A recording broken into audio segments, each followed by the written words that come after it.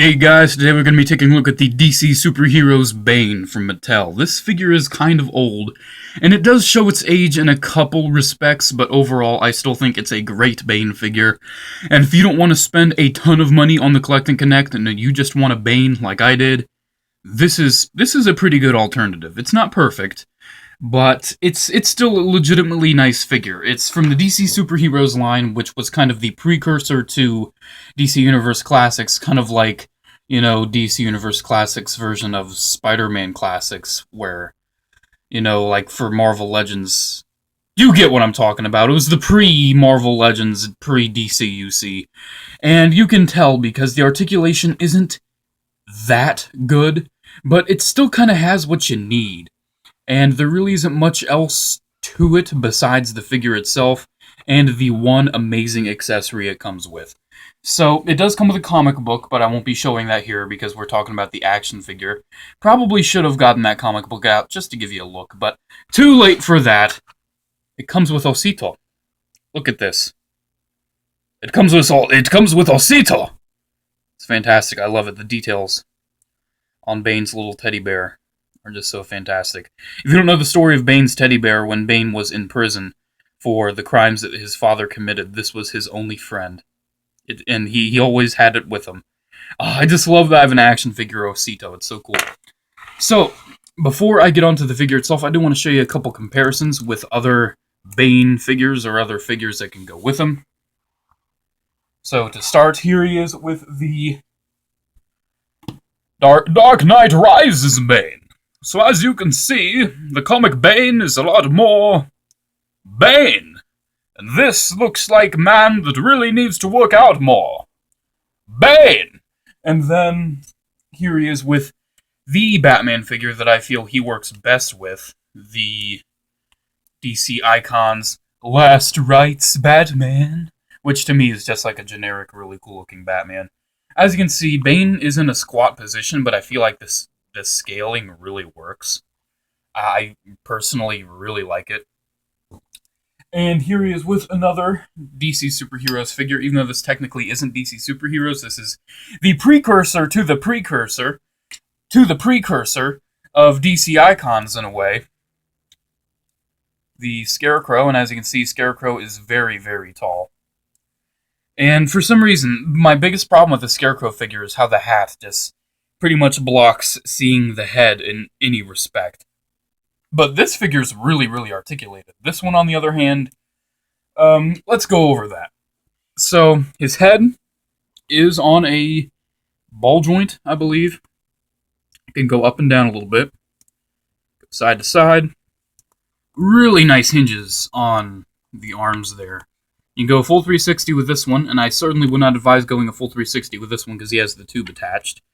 But you can go all the way up, and you can close the arms in pretty well. And I would say it's safe to bring this arm all the way up, because as you can see, it's not really putting any strain on the tube itself. So I'd say with this arm, it's pretty good just to move it how an actual arm moves. Each elbow is just on a single hinge, with the right elbow moving significantly more than the left elbow. Each wrist is on a swivel. And then getting to the hips and waist area. It's got a swivel right there. This is my biggest point of contention. He's just got a swivel right here. He's got a hinge at each knee, hinge up and down at each foot, and he has some ankle pivot, so that's pretty cool. You can get his legs kind of completely straight. Oh, he also has a boot swivel. I keep forgetting about that. You can get his legs completely straight, and he stands a little taller, but as you can see, it looks kind of funny. It actually looks very funny. So I think the best way to have him is to have his legs bent just a little bit. And, get the... I think that's the best stance for him, personally. You can bend him even more, though. Pretty much the only leg poses you can get are variations of the squat. You can sort of get one leg longer, though, and use the ankle tilt. I mean, the leg articulation and posability is there, but it's not super, super great. As you can see, he is kind of left looking down sometimes if you don't position the legs in such a way. But yeah, there really isn't much else to talk about with this figure when it comes to everything else besides the amazing detail. This is what you buy the Bane figure for. The detail on this thing is amazing.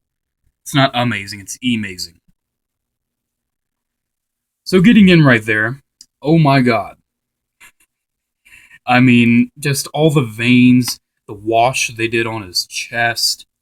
His arms are completely ripped and veiny. You can see the little tube there. The little tubing mechanism is completely detailed, and you've got his gloves and his knuckles showing. His belt looks very nice. And it's painted all silver.